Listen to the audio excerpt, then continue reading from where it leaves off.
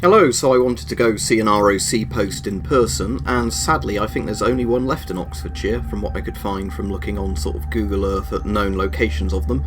There's one that should be only about a mile away from me, but sadly that's been bulldozed years ago, and stuff's been built on top of it. So this is one in a place called Swalcliffe, which is near Banbury, which is about 30-40 minutes drive from where I live.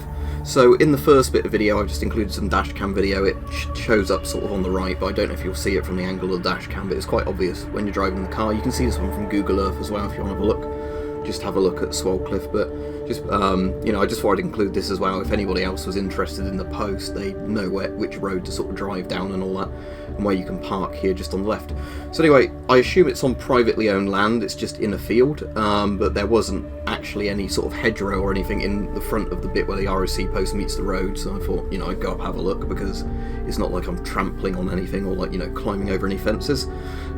Sadly, this has been quite a vandalised post by the look of it, but it at least is sort of still surviving. So here's some photos from where the sort of church is in Swalcliffe, and you can see both the hatch and the vent block there. There's one from the side where the road meets it, and here's obviously standing up on top of the post. So there's the air vent on one side, there's the main hatch of its air vent. As you can see, people have ripped the hatch off and it's all rusty.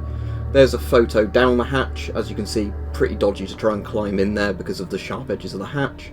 There's the sort of decimeter, Geiger counter ion chamber port. There's the air vent, and you can see where I've taken another picture here of the flash that people have thrown rocks and stones down it.